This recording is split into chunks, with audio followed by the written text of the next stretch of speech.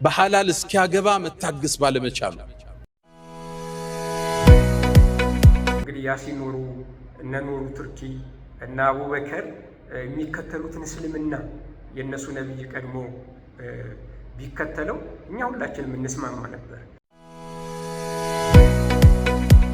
የመረገን በእስልምና ሙሐመድ ሰዎች ታግሰው ዝሙት ሳይሰሩ ሚስቶቻቸው ጋር ብቻ ወሲብ እንዲያደርጉ ያስተምራል። ከነዚህ ሴቶች ጋር ወሲብ ማድረግ ፈለጉ እና በወሲብ ተሰቃየን ነው የሚሉት። እንግዲህ ስሜታቸውን የሚገሩ ስሜታቸውን የሚቆጣጠሩ አልነበሩም ማለት ነው። ስለዚህ ወደ ሚስት እስከሚመረስ ድረስ ትዕግስት ይኖርህ ነው ወይስ ያለ ትዕግስት ሚስትህን ትተህ ከሌላ ሴት ተኛ ነው ሙሐመድ ብሎ ያስተማር? ከሀባብ ጋር ወሲብ እንዳደርጉ ከሊጥ ጋር ወሲብ እንዳደርጉ እንደውም ቆሻሻ ስለማስወገድ ነውና ከግራ እጃችሁ ጋር ኒካ እንድታስሩ ያንተ አካል የሚስትህ እንጂ ያንተ አይደለም፣ ለሌላ ልትሰጠው አትችልም። የእሱ አካል ደግሞ የባሏ እንጂ የእሱ አይደለም፣ ለሌላ ልታካፍለው። ይችን ቪዲዮ ስሟት። ከዛ በፊት ግን ሁላችሁም ገብታችሁ ሰብስክራይብ አድርጉ፣ እንዲሁም ደግሞ ለሌሎች እንዲሰማ ሼር አድርጉ። ስሙት። አንዳንዱ ሰው ዚና የሚሰራው በሐላል እስኪያገባ መታገስ ባለመቻሉ ሶብር የሚባለው መሰረታዊ የህይወት ስንቅ ይጎለዋል። እሺ ወንድማችንን ሰምታችሁታል። እንግዲህ ያሲን ኑሩ እነ ኑሩ ቱርኪ እና አቡበከር የሚከተሉትን እስልምና የነሱ ነብይ ቀድሞ ቢከተለው እኛ ሁላችንም እንስማማ ነበር። ይሄ ወንድማችን ያለው ወጣቶች እስከሚያገቡ ድረስ መታገስ አቅቷቸው ሶብር ማድረግ አቅቷቸው ነው ዝሙት የሚሰሩት የሚል ሀሳብ አቅርቧል። የመረገን በእስልምና ሙሐመድ ሰዎች ታግሰው ዝሙት ሳይሰሩ ሚስቶቻቸው ጋር ብቻ ወሲብ እንዲያደርጉ ያስተምራል? አይደለም፣ በፍጹም አያስተምሩም። እንደውም ይህን ሀዲስ ተመልከቱት፣ በእንግሊዝኛው አስቀምጬላችኋለሁ። ትርጉሙን ከፈለጋችሁ ደግሞ ቀጣይ ተመልከቱት፣ አስቀምጥላችኋለሁ። እንግዲህ የሙሐመድ ወታደሮች በጦርነት ቦታ በነበሩ ሰዓት ሚስቶቻቸው ቤት ስለነበሩ ሚስቶቻቸው እነሱ ጋር ስላልነበሩ የቆነጃጅት የሆኑ የአረብ ሴቶችን በምርኮ ያዝን ይላሉ። እንግዲህ በጦርነት ቦታ ታውቃላችሁ፣ ጦርነት ካደረጋችሁ በኋላ ሰዎችን ምርኮ አድርገው ይወስዳሉ በእስልምና አስተምረው እና በጣም ብዙ ቆነጃጅት የአረብ ሴቶችን ያዙ ወታደሮቹ እና ከሚስቶቻቸው ርቀው ስለነበረ የወሲብ ፍላጎታቸውን መቋቋም አቅቷቸው ከነዚህ ሴቶች ጋር ወሲብ ማድረግ ፈለጉ እና በወሲብ ተሰቃየን ነው የሚሉት። እንግዲህ ስሜታቸውን የሚገሩ ስሜታቸውን የሚቆጣጠሩ አልነበሩም ማለት ነው። ለውትድርና ሄደ አንዱ ወንድ ቤቱ ሚስቱን አስቀምጦ እዚህ ላይ ሌላ ሴት መመኘት የለበትም። ሌላ ሴት ተመኘ እና መመኘታቸው ብቻ አይደለም ጉዳዩ፣ ያንን ስሜታቸውን መቆጣጠር ስላቃታቸው ከነዚህ ቆነጃጅት በምርኮ የተያዙ የአረብ ሴቶች ጋር ወሲብ ማድረግ ፈለጉ። ጋብቻ አላልኩም፣ ወሲብ ማድረግ ነው የፈለጉት። ከእነሱ ጋር መተኛት ነው የፈለጉት። ኒካ ማሰር የለም፣ ዝሙት መፈጸም ማለት ነው። ያለ ጋብቻ የሆነ ነገር ዝሙት አይደለም። እና ከነዚህ ሴቶች ጋር ቢተኙ ደግሞ እንደሚያረግዙባቸው እና ያረግዙብናል ብለው ስለፈሩ ምን ማድረግ እንዳለባቸው መመካከር ጀመሩ። ሴቶቹ ጋር ወሲብ ካደረግን በኋላ እንዳያረግዙ ውጭ እናፍስስ የሚል ሀሳብ ተነሳና እሱ አዝል ይባላል። እሱም ማድረግ አለብን ማድረግ የለብን የሚል ሀሳብ ሲያነሱ ለምን ነብዩን አንጠይቅም? ሄዱና የአላህ መልእክተኛ እኛ ሚስቶቻችን እኛ ጋር አይደሉም፣ እንግዲህ በወሲብ ፍላጎታችን የተሰቃየን ነው እና ከነሱ ጋር የቆነጃጅት ስለሆኑ ከነሱ ጋር መተኛት ደግሞ ተመኝተናል፣ እነሱ ጋር ብንተኛ ደግሞ ያረግዙብናል እና ውጭ እያፈሰስ ከነሱ ጋር ወሲብ እናድርግ የሚል ጥያቄ ሲያነሱ ሙሐመድ ያላቸው ምንድን ነው? እንግዲህ እስከ ትንሣኤ ድረስ ሰዎች ይወለዳሉ፣ ስለዚህ መወለዱ አይቀርም፣ ስለዚህ ዝም ብላችሁ ከነሱ ጋር የፈለጋችሁትን ወሲብ አድርጉ ብሎ ተናገረ። እስኪ አስቡ፣ አንድ ነቢይ ከአምላክ መገለጥ መጣልኝ ብሎ ሚስቶቻቸውን በቤት ያስቀመጡ ወታደሮቹን በምርኮ የተያዙ ሴቶችን ያለ ጋብቻ አስገድደው እንዲደፍሯቸው አዘዘ። አንደኛ በምርኮ የተያዙ ሴቶች ናቸውና በፍላጎታቸው ከሴቶቹ ጋር አይተኙም። ስለዚህ አስገድደው ነው የሚደፍሯቸው። ሁለተኛ ሚስቶቻቸውን በቤት አስቀምጠው ስሜታቸውን መቆጣጠር አቃቷቸው ማለት ነው። ሶስተኛ ደግሞ ጋብቻ አይደለም። አንደኛ ጋብቻ አይደለም፣ ዝሙት ነው። ሁለተኛ ሚስቶቻቸውን ሳያስፈቅዱ ነው፣ ሚስቶቻቸውን እየበደሉ ነው። ከዛ ደግሞ አስገድዶ ነው የፈረደው። ይህንን አምላክ አዘዘኝ፣ ስለዚህ እንደፈለጋችሁ ከእነሱ ጋር ማድረግ ትችላላችሁ አላቸው። እዚህ ጋር ሲኑር እንደተናገረው ሶብር ይኑራችሁ፣ ትዕግስት ይኑራችሁ፣ እስከምታገቡ ድረስ ጠብቁ።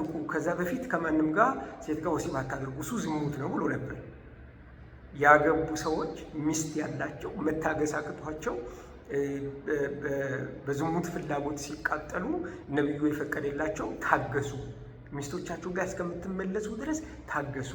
ይሄ ያለ ጋብቻ የሚደረግ ነገር ዝሙት ነው አይደለም ያላቸው መታገስ አያስፈልግም። እንደውም እንዳያረግዙ መጠንቀቅ አይጠበቅባችሁም። ዝም ብላችሁ ብቻ ወሲብ አድርጉ የፈለጋችሁ ሰው ጋር ብሎ ፈቀደላችሁ። ትዕግስት አላቸው ነው የሚባለው ወይስ ደግሞ ትዕግስት እንዳይኖራቸው ነው ያደረገው?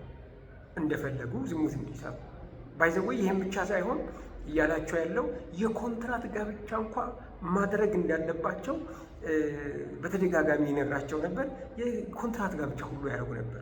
ምን ማለት ነው? ለ3 ቀን በርኖሳቸውን 2 ሰዎች ያቀረቡ ለአንድ ሴት ይላል እና በርኖስ ሰጣት። ከዛ 3 ቀን አብሯት አደረ፣ ከፈላት ማለት ነው። ከዛ ትቷት። ይሄ ኮንትራት ጋብቻ ይባላል። ሚስቱን ቤቱ አስቀምጦ መንገድ ላይ ደግሞ የኮንትራት ጋብቻ ያደርጋል። ይህን የፈቀደው መሐመድ ነው። ስለዚህ ወደ ሚስት እስከሚመለስ ድረስ ትዕግስት ይኖርህ ነው ወይስ ያለ ትዕግስት ሚስትህን ትተህ ከሌላ ሴት ተኛ ነው መሐመድ ብሎ ያስተማረው? እውነታውን ካየን እንደዛ ነው ያለው። የሚገርማቸው ነገር ባለትዳሮች ሴቶች ሳይቀሩ በአደባባይ በወታደሮቹ እንዲደፈሩ አድርጓል። እንደውም የምዕራፍ 4 ቁጥር 24 ሱረቱ ኒሳ የሴቶች ምዕራፍ 4 ማለት ነው ቁጥር 24 ላይ እሱ ካላህ ዘንድ ወረደልኝ ያለው በዚህ ምክንያት ነው። ሐዲሱን ይኸው እዚህ ጋር ተመልከቱ። ሐዲሱን አስቀምጦልናል። ሐዲሱ ምንድን ነው የሚለው? በዛ ጦርነት ቦታ ላይ የአውጣስ ወይም ደግሞ የአውታስ የሚባሉ ጎሳዎች ሴቶችን ያዘ። ከዛ እኛም ደግሞ ከነሱ ጋር መተኛት ወሲብ ማድረግ ፈለግን ይላሉ ወታደሮቹ። እንግዲህ ትዳር ያላቸው ማለት ነው። ከነሱ ጋር መተኛት ፈለግን፣ ነገር ግን እነሱ ባሎቻቸው አብረዋቸው አሉ፣ ጣዖት አምላኪው ናቸው፣ ባለትዳር ናቸው። ስለዚህ ከነሱ ጋርማ ወሲብ አናደርግም ብለን አሰብን። ከዛ ሄድንና ለአላህ መልእክተኛ ነገርናቸው።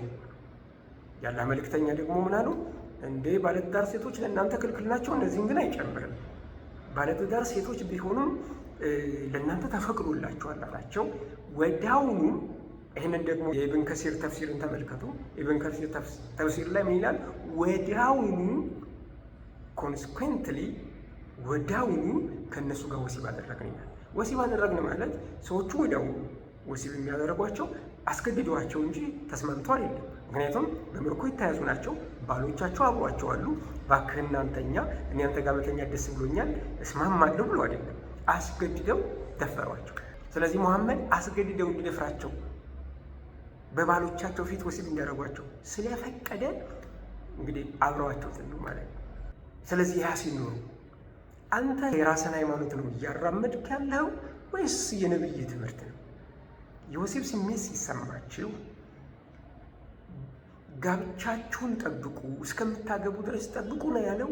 ወይስ ደግሞ ሌሎች ሴቶች ጋር አስገድደው እንዲደፍሩ ያለ ጋብቻ ወሲብ እንዲያደርጉ ያለ ፍላጎታቸው ወሲብ እንዲያደርጉ ነው ያለው?